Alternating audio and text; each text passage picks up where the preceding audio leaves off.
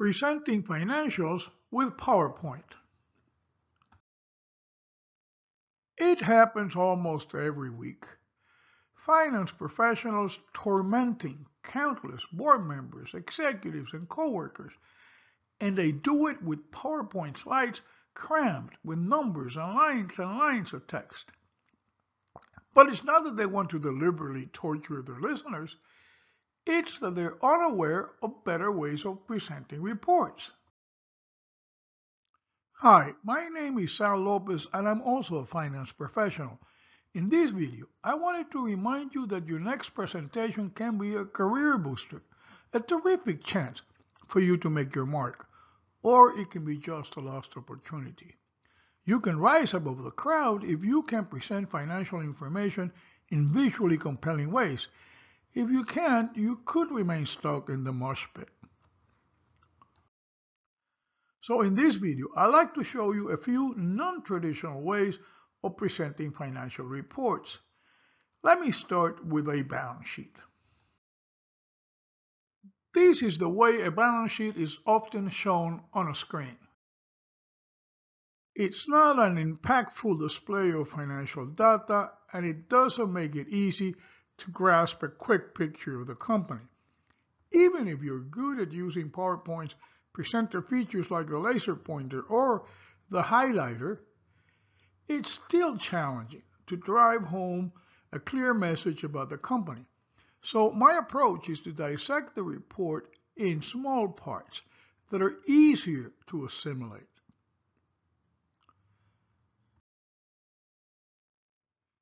Then I use those parts to build an overview that the audience will see first. That overview should be followed by additional analysis in one or more slides. Let me show you a couple of examples. To emphasize the comparative analysis in this slide, I animated two shapes from the overview, and I stated the key message in a very short text. Of course, I imagined that the presenter would expound on the idea stated in the slide. However, adding a lot of text with more explanatory comments might not be a great idea. Additional explanations should be mostly spoken with references to the information in the slide, of course. In this other slide, I use the same animation technique as before, except that I'm contrasting amounts that come from the right and the left sections of the balance sheet overview. And I think that the clarity of the comparison is stronger this way. Now, let me mention a few things that you may want to consider when making PowerPoint presentations. A PowerPoint slide is the wrong format for lengthy statements.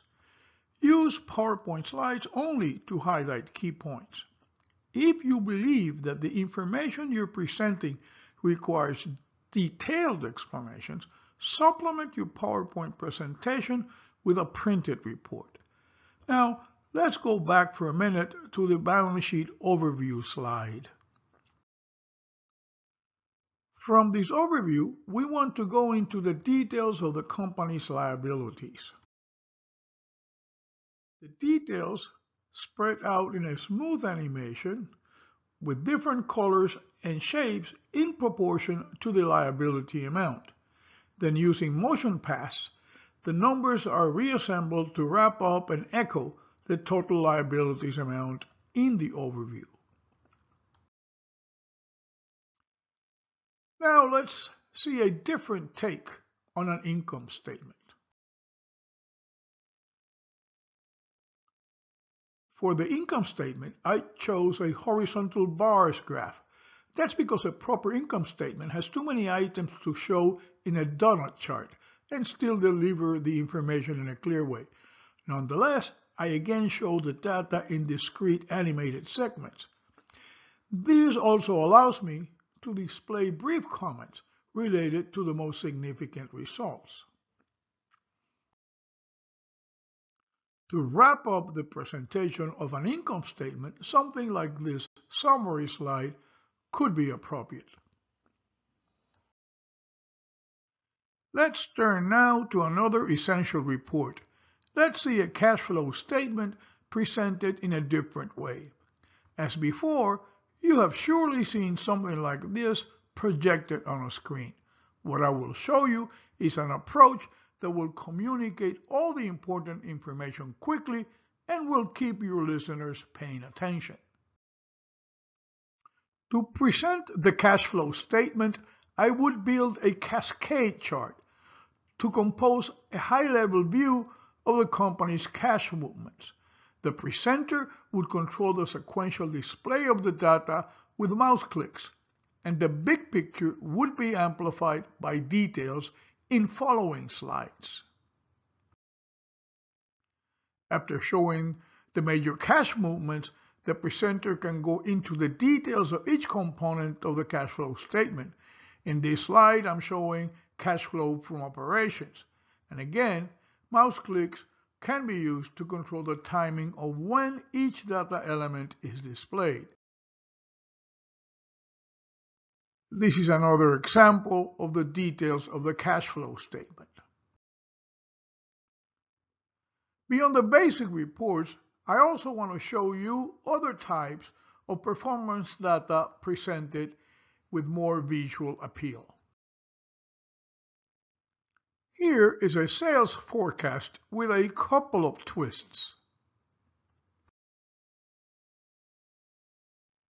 Additional comments on the sales forecast can be underscored using some of the many text and shape animation features in PowerPoint.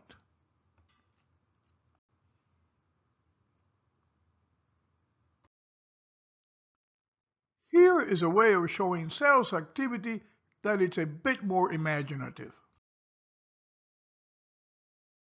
It uses maps to identify the sales territories and comment on their performance.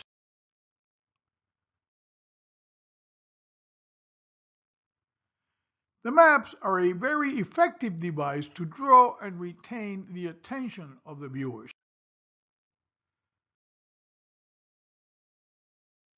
And the maps, together with animation, makes the presentation of the sales data more visually interesting.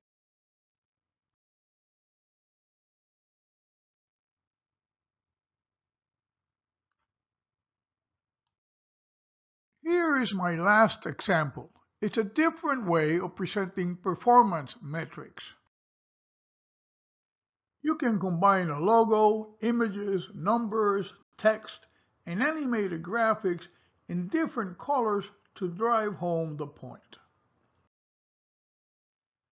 Hi again. As I said before, in this video my purpose is to encourage you to present financial information in ways that are much more visually impactful. But this is not a PowerPoint tutorial. Training someone to design and program the slides I've shown you here would take a good many hours. And if you're a finance professional, you surely have better uses for your time. It's better than you recruit a competent graphic designer with advanced PowerPoint skills to help you create an outstanding presentation. Having said that, I would like nonetheless to give you a few additional guidelines that could help you and your designer to develop a presentation that will make you an outstanding presenter. I'll start by saying that it's essential that you show PowerPoint slides that are visually consistent. Now, let me point out that the examples I've shown in this video are independent of each other.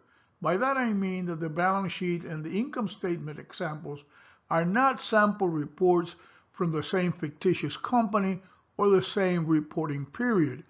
Those two reports have nothing to do one with the other, and neither have all the other examples in the other sections. However, to emphasize the consistency point, I have used one color palette for all the slides and one type family throughout the whole video, although I used a couple of different styles and sizes of that same family. I also use the same technique to display text lines and to change text lines. And I use the same slide transitions between sections of the video. Now, let me underscore something that is very important in PowerPoint presentations. The more the merrier is not a good approach to follow. Be frugal in the use of animations and other motion graphics. Lastly, if you want to make sure that your next presentation really sets you apart from the crowd, I'll be happy to lend you a hand. My name is Sal Lopez, and you can call or text me at 561-906-5555. And please, leave me a comment below. Your feedback will be greatly appreciated.